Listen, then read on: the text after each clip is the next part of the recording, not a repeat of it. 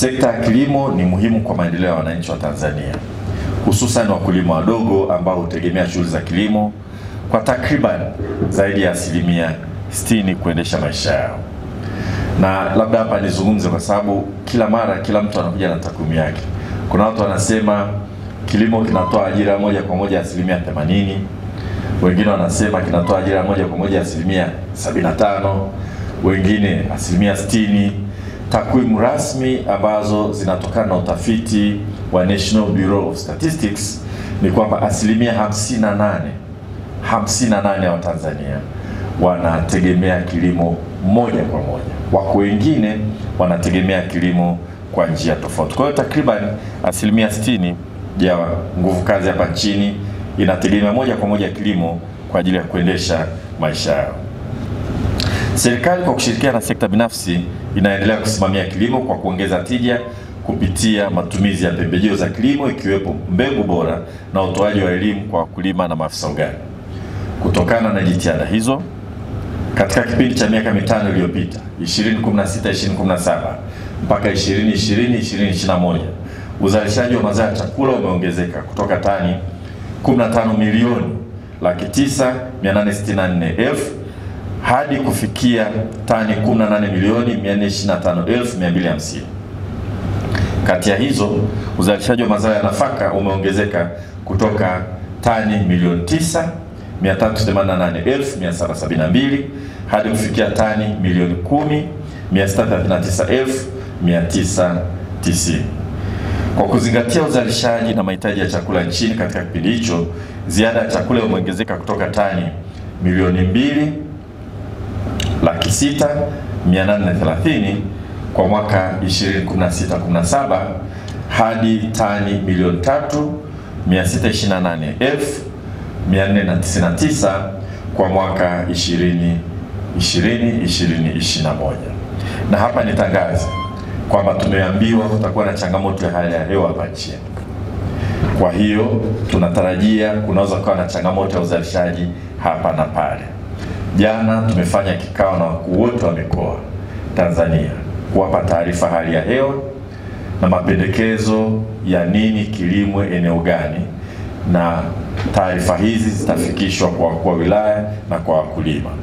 Pamoja na changamoto hiyo, wataalamu wanatuambia kwamba bado tutakuwa tunajitosheleza kwa chakula hapa nchini, ingawaje tukaweza kuwa na changamoto ya hapa na pale, lakini kwa ujumla wake nchi yetu itaendelea kujitosheleza kwa chakula.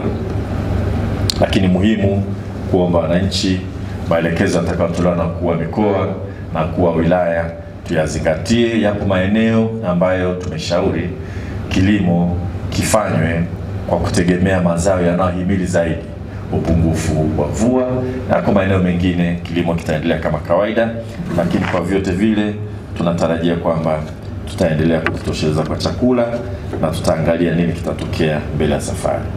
Ndugu wadau, upatikanaji wa mbegu bora nchini umeongezeka kutoka tani 10,946 msimu wa 2014-2015 hadi kufikia tani 77,252.45 kwa msimu wa 2019-2020, ambalo ni sawa na ongezeko la 86.8.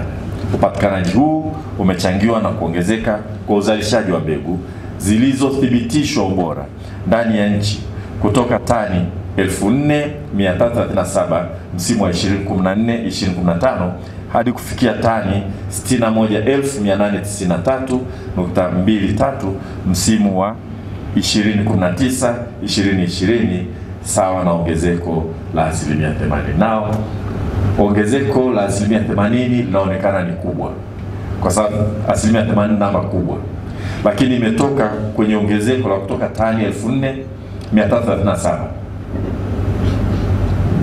Kwa hiyo tumetoka chini sana. Ongezeko ni kubwa, lakini kwa sababu tumeanza na msingi mdogo sana. Ndugu wadau, serikali pia imeendelea kuwezesha vituo vyake vya utafiti kwa lengo la kuongeza uzalishaji wa aina mpya za mbegu bora za mazao mbalimbali. Aidha, mpango wa kuendeleza kilimo awamu ya pili ASDP2 unasisitiza masuala ya uendelezaji wa kilimo chenye tija kilimo biashara chenye kuboresha mapato ya mkulima na kilimo kinachomhakikishia mkulima uhakika wa chakula na lishe. Ni wajibu wetu sisi sote kuendeleza juhudi hizo. Nimezungumza neno uhakika. Bado watu wanapenda kusema usalama wa chakula. Ukisema usalama wa chakula, Kiingereza chake utachukulia ni food safety. Safety ni usalama, security ni usalama. Kwa Kiingereza food security Kiswahili chake ni uhakika wa chakula. Kuwa na uhakika tutapata chakula cha kutosha. Kwa hiyo tunapozungumzia food safety tunazungumzia usalama wa chakula. Yaani chakula ambacho kila hakikudhuru. Kwa hiyo tunachozungumza sisi hapa ni uhakika wa chakula. Mimi nami ni mdau wa Kiswahili. Ndugu wadau, kauli mbiu ya mkutano huu ni kuimarisha ubia wa sekta ya umma na sekta binafsi ili kuboresha mazingira ya kisera na kisheria kwa maendeleo ya tasnia ya mbegu. Effective partnership with government in enhancing the policy and regulatory environment for seed subsector. Kwa kuzingatia maudhui ya kauli mbiu hii, katika sekta ya kilimo, serikali itaendelea kuongeza jitihada za kufanya ushirikiano kati ya sekta binafsi na sekta ya umma. Tunaitegemea sana sekta binafsi, hasa si tu kuongeza uzalishaji wa mbegu, lakini kutusaidia sisi kuwa net exporter wa mbegu. Na nimeambiwa kampuni ya Seedco, nataja moja lakini nadhani ziko nyingine, Seedco na wako hapa, nimemuona yule mkurugenzi wake tulikuwa naye, kwamba wenyewe sasa hivi wameanza kuexport mbegu, sio? Kwa tunawapongeza na tunatia wito kwa makampuni mengine tushirikiane na serikali, sisi tujenge mazingira ya utendaji wenu wa kazi ili muweze kutusaidia kuzalisha mbegu si za kutosha ndani ya nchi tu, ila Tanzania iwe net exporter wa mbegu. Sasa hivi tuna import zaidi mbegu kuliko ambavyo tuna export.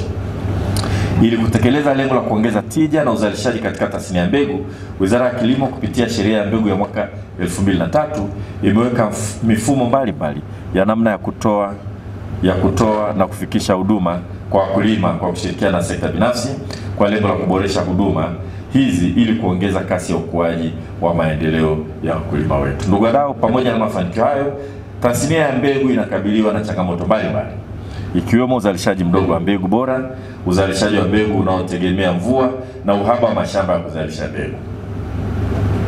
Na hapa natoa wito kwa halmashauri zote nchini kutenga maeneo kwa ajili ya uzalishaji wa mbegu. Kuna mkoa mmoja mwekezaji ameenda kutafuta shamba, amepata shamba kubwa sana la mbegu, na tuliongea naye atusaidie vile vile kuzalisha mbegu za alizeti ambazo zimekuwa adimu sana. Ameanza mazungumzo, halmashauri ilivyoona kwamba kuna fursa wakaongeza sana bei ya lile shamba. Bado sekta ya mbegu inahitaji tuishike mkono. Kwa halmashauri na ziomba zote zijaribu kuona maeneo ambayo yatawekwa pembeni kwa ajili ya uzalishaji wa mbegu na ambayo vile vile yanaweza yakatumika kwa kuzalisha mbegu kupitia umwagiliaji. Shamba la mbegu likiwa karibu na eneo, ni wazi kwamba wakulima wa maeneo yale wanaweza kufaidika kwa kupata mbegu bora kwa urahisi zaidi, kwa sababu mbegu zinazozalishwa pale zitakuwa ni mbegu za mazao ambayo huwa yanalimwa katika eneo lile. Kwa mfano, unapokuwa na shamba la mbegu ya migomba liko karibu na eneo la watu, mbegu bora na miche bora ya migomba itakapozalishwa, itakuwa rahisi kwa wakulima wa migomba kujipatia mbegu bora kwa urahisi zaidi, kwa sababu shamba lipo karibu na eneo la kwao. Kwa hiyo natoa wito kwa halmashauri, natoa pia wito kwa halmashauri wote tuzingatie sheria kwamba hatukusanyi kodi ile ya halmashauri ya SES kwenye biashara ya mbegu. Najua tuna changamoto kwa baadhi ya halmashauri chache, ikiongozwa na halmashauri ya Kilolo. Bado wakiona mbegu zinasafirishwa wanataka kuchaji. Mbegu bado ni mtaji na bado tunahitaji kuongeza uzalishaji wa mbegu. Kwa hiyo naomba wale wote wanaohusika na kusanya SES, wakiona ni mbegu, sheria inasema mbegu hazitozwi SES. Kwa hiyo naomba sana wote tuzingatie hilo. Ndugu wadau, katika kuhamasisha uzalishaji wa mbegu bora ndani ya nchi, wizara imeidhinisha matumizi ya mbegu za serikali zenye haki miliki kwa sekta binafsi. Lengo la hatua hii ni kuwawezesha makampuni ya mbegu kutumia fursa hiyo kupata mbegu kutoka vituo vyetu vya utafiti na kuongeza uzalishaji wa mbegu na upatikanaji wake hapa nchini, na hiyo ndio sehemu ya ubia kati ya serikali na sekta binafsi, kwamba hakimiliki na baki serikalini, lakini sisi tunahakikisha kwamba tunaruhusu sekta binafsi watumie, watengeneze faida, waongeze kuzalisha mbegu ili mbegu ziweze kupatikana kwa wingi hapa nchini. Hata hivyo, fursa hii ya serikali iliyotolewa haijatumiwa kikamilifu, hivyo natoa wito kwa TASTA kuendelea kushirikiana na TARI, TOSCI na ASA katika utafiti na uzalishaji wa mbegu. Ndugu wadau, nimepokea ombi la TASTA linalohitaji kuwa na sera ya kitaifa ya kutenga mashamba kwa ajili ya uzalishaji wa mbegu kwa sekta binafsi kwa utaratibu wa kukodi katika ngazi ya mkoa na wilaya. Hivyo natoa wito tena, kama nilivyosema, kwa halmashauri na viongozi wetu kuweka mashamba ya mbegu. Tutakapomaliza mashamba yote, tutakuwa hatuna mahali pa kuzalisha tena mbegu. Tuyatenge mashamba hayo kama sehemu ya uwekezaji kwa ajili ya kuzalisha mbegu. Lakini vile vile ASA tumekubaliana wataendelea kupata maeneo mengi. Mazungumzo yanaendelea sehemu mbalimbali. Hawataweza kuendeleza mashamba yote, lakini watakuwa wanatoa mkataba wa muda mrefu kwa ajili ya makampuni binafsi kuzalisha. Kwa mfano, najua SEDCO wanataka wapate uhakika wa kutumia shamba moja la ASA kuweka miundombinu ya umwagiliaji, walitumie, pengine baada ya muda fulani waliacha warudishe kwa ASA, ile miundombinu ya umwagiliaji yote ibaki chini ya mikono ya ASA. Utaratibu huu tutautilia chini kwa sababu tunahitaji uzalishaji mwingi zaidi wa mbegu hapa nchini. Serikali kwa kushirikiana na sekta binafsi inaendelea kupambana na wafanyabiashara wa mbegu wasio waaminifu ambao wanachangia uwepo wa mbegu zisizokidhi viwango vya ubora sokoni. Miongoni mwa juhudi hizo ni kuweka karatasi yenye maelezo na utambulisho, ya lebo, katika vifungashio vya mbegu. Swala hili bado halijaeleweka vizuri kwa wadau, hivyo TOSCI itaendelea kutoa elimu ya udhibiti wa mbegu zisizo na ubora na kuhamasisha kampuni za mbegu kutumia lebo hizi za utambuzi ili kuhakikisha kwamba anayenunua anajua anapata nini. Kwa ujumla wake, kilimo kimezungumzwa sana, na hata bunge ambalo limeahirishwa jana, mazungumzo mengi yalikuwa ni kuhusu kilimo. Lakini muhimu tujue, ili tuweze kubadilisha kilimo hapa nchini tunahitaji nini? Tatizo la kwanza la kilimo hapa nchini ni tija ndogo. Tatizo la kwanza kabisa la kilimo hapa nchini ni tija ndogo. Yaani, mkulima mmoja anazalisha kiasi gani? Tunaita productivity. Kwa nguvu zote anazoweka katika kuzalisha. Au ekari moja inazalisha kiasi gani kwa juhudi zote zinazotumika kuzalisha. Kilimo chetu tija ni ndogo sana, na mageuzi ya kilimo lazima yaanzie kwenye kuongeza tija. Tunazungumza korosho, mti mmoja wa korosho wastani pale Mtwara unatoa kilo 10 nadhani. Kilo 10 za korosho, wenzetu wanaenda mpaka kilo 30 kwenda juu. Tunazungumza pamba, ekari moja tunapata kilo 200, 300, 350. Wenzetu Afrika Magharibi wanaenda kilo 1000. Misri wanaenda kilo 2000. Kila zao utakaoliangalia hapa Tanzania, tija yake ni ndogo. Yapo maeneo tumeanza kuwa na tija nzuri, na ni maeneo machache sana, hasa kwenye mpunga. Kwa wale wawekezaji waliopeleka mtaji mkubwa na kuwekeza kupata mbegu bora, kutumia pembejeo bora na kupata umwagiliaji, tunaanza kuona baadhi ya maeneo machache sana kilimo cha mpunga kinaanza kushindana na tija iliyoko kwa duniani. Lakini kwa ujumla tija ni ndogo sana. Na matokeo ya tija ndogo, hata sasa hivi najua Benki Kuu ya Tanzania yenyewe imetenga karibia trilioni 1. Wamesema hizo hela zitatumika kwa wanao process bidhaa zinazotoka viwandani. Hazitosaidia chochote, kwa sababu bila malighafi uta process nini? Kwa mfano, hela hizo zikienda kwa wanaokamua mafuta ya kula, watakamua nini wakati hawana mbegu za kutosha kukamua? Viwanda vya mafuta ya kula vinafanya kazi miezi 2, 3 vinafungwa. Hata Benki Kuu angewapa hela zote hazitowasaidia. Tatizo liko kwenye kilimo, na kwa sababu kilimo kina tija ndogo, kwa mfano kilimo cha alizeti, wakulima tija ni ndogo sana, 0.7. Hivyo wanaona haina faida sana kwa sababu utaalamu ni mdogo na kadhalika. Kwa hiyo sisi kama serikali tumeliona hilo. Tunaamini mageuzi ya kilimo lazima yaanzie kwenye tija. Kwa sababu watu wanasema haiwezekani, Israeli ni kama jangwa tu lakini wanauza matunda Ulaya. Sivyo jamani? Kwa hiyo hauwezi kusema ardhi yetu hii ambayo inaonekana na rutuba hatuwezi kuongeza tija na kulima vizuri zaidi. Tatizo lake kubwa ni kwamba yale yanayotakiwa kufanyika kuongeza tija si mambo ambayo yanatoa matokeo haraka. Kiasi kwamba kila anayepita anatafuta kitu ambacho atakiona haraka kabla ya kuondoka. Sisi wote waziri ni pita njia kwenye wizara. Kwa hiyo unajaribu kuweka kile kitu ambacho unataka kukiona haraka matokeo yake. Lakini ukweli cha kwanza kuongeza tija ni utafiti. Ni utafiti. Lazima tuweke hela kwenye utafiti. Na kule tulikoweka tunaona matokeo yake. Tumeona TARI imegundua mbegu bora zaidi za mhogo. Unaweza ukatoa tani mpaka 20 kwenda juu katika hekta moja. Sasa hivi tunapata tani 3 mpaka 8 kwa hekta moja. Hiyo imegundulika kupitia utafiti. Tumeona hata mbegu za alizeti. Tuna mbegu zinaitwa record zimegundulika hapa ambazo zinaongeza tija zaidi.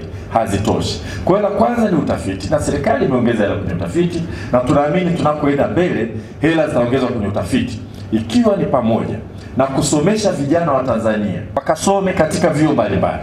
Ukisoma ilani ya Chama cha Mapinduzi imesema serikali itahakikisha inapeleka vijana kwenda kusoma vyuo mbalimbali duniani, vyuo mahiri, kuleta taaluma ya sayansi, teknolojia na tiba. Ipo kwenye ilani ya chama. Kwa hiyo na sisi kwenye kilimo, kwa sababu ni sayansi, tunataka fedha zikiongezeka tuone Watanzania wanaenda kusoma vyuo mbalimbali, sio vya ndani. Hasa hilo matokeo yake sio kesho kutwa. Usipokuwa mvumilivu utaona kama tunapoteza fedha. Halafu matokeo yake mbele ya safari tukitaka kufanya utafiti tunaona tunakwama. Kwa hela za utafiti zitaongezeka na zitaendelea kuongezeka, na Dr. Mkamilo nimeshamwambia tayari kwamba hela zitakapoongezeka wapelekwe vijana wakasome. Wasome PhD, wasome masters. Nimeona baadhi ya vituo wataalamu wanastaafu. Halafu ukiangalia chini hakuna wanaokuja. Tunajenga tatizo kubwa. Kwa hiyo lazima tuende tukasome. Kwa hiyo utafiti namba moja. Lakini ya pili ni mbegu. Kwa hiyo utafiti ni pamoja na utafiti kuhusu mbegu. Kutafiti kuhusu mbegu bora. Mbegu zinazohimili mazingira yetu.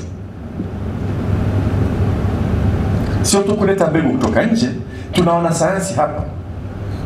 Tukiwa Dodoma katika hali ile wamegundua mbegu ya mtama inaitwa Masia. Sio bwana Mkamilo, daktari, ambayo inaongeza tija kweli kweli, na wamegundua vijana wetu watafiti. Sasa tunataka tuone zaidi. Ukitoka nje ya makao makuu Dodoma, kama unakuja Arusha, unapitia Kondoa. Pale katikati kabla kufika jila Kondoa, ile unaona kama ni arid area. Watafiti wetu wanaweza kutusaidia tukaona vibrant agricultural activity katika eneo hili. Kama Israel wanaweza kutumia jambo kuzalisha matunda, kitakachotushinda sisi kufanya pale Kondoa kama food basket vile vile nini. Kwa hiyo tunahitaji utafiti. Na utafiti wa mbegu, utafiti wa kilimo bora. Sasa tukishafanya vile, tunahitaji uzalishaji wa mbegu. Na nalisema hili kwa sababu tuliposema tunaanza kampeni ya alizeti, mwitikio ulikuwa ni mkubwa kweli kweli. Watu wanataka kulima alizeti. Changamoto kubwa imekuwa ni mbegu. Yaani mbegu, pale tunatafuta mbegu Ufaransa ya alizeti, Ukraine, Australia. Sio tulikuwa wapi? Na tumeshindwa kupata kutosha na bei ni ghali kweli kweli. Kwa hiyo kwa kweli hii juhudi za kuongeza kilimo cha alizeti karibu litumukie nyongo, yani sasa kwamba tumeshindwa kabla hatujaanza. Kwa sababu mahitaji ya mbegu ni makubwa sana. Sana. Tumejifunza. Mimi naipongeza sana ASA. Tena tumpigie makofi Dr. Kashenga. kwa sababu kila siku nampigia simu, nataka mbegu, tufanye hivi, tununue mbegu. Sasa mheshimiwa, tunatafuta. Kuna nchi moja inazalisha sana alizeti, imepiga marufuku kuuza mbegu nje. Tukapata mtu wa kuingiza mbegu nchini, mbegu ambayo ilikuwa inauza shilingi 15,000 kwa kilo, yeye akataka kuingiza sasa shilingi 33,000. Sasa tukajiuliza, tukitumia hela ya serikali kuleta shilingi 33,000 na tunaenda kumuuzia mkulima, yule mkulima atasema yani serikali ndio imeamua kutupiga sie. Mtu binafsi shilingi 15,000, lakini serikali inunue. Tukamwambia bwana, fanya 15 kama mwaka jana, kakataa. Basi yani tukaacha. Kwa masikitiko makubwa hatukuweza kuleta ile mbegu. Kwa hiyo swala la mbegu ni kubwa kuliko tunavyoliona. Tulianza msukumo wa kulima ngano na mheshimiwa mkuu wetu wa wilaya, na umeniambia kilimo cha ngano kimeongezeka, lakini kilio ni nini? Mbegu. Tunaagiza mbegu kutoka Zambia na tunaidhinisha kwa dharura, mwaka in mwaka out, year in year out. Sasa yale maeneo ambayo tumeweka hela na TACRI na taasisi zetu zimefanya utafiti, tuna mbegu nzuri. Tuna mbegu nzuri za kahawa zinazostahimili. Wale waliokulia kwenye maeneo ya kahawa tulikuwa tunapiga kitu kinaitwa mortutu. Mortutu ile dawa wanapiga kila mwaka, na nadhani imeumiza watu wengi sana. Kwa sababu ni kama bustani, watu wanaishi kwenye bustani, alafu unaenda na pump kila baada ya muda na pump kulinda. Sasa wamegundua mbegu ya kahawa ambayo haihitaji sana tiba kama hiyo. Kwa hiyo swala la mbegu ni kubwa, na napenda nizungumzie tena hili. Na hela yote tutakayopata ya nyongeza, tutaenda kwenye utafiti namba 1, tutaenda kwenye mbegu namba 2.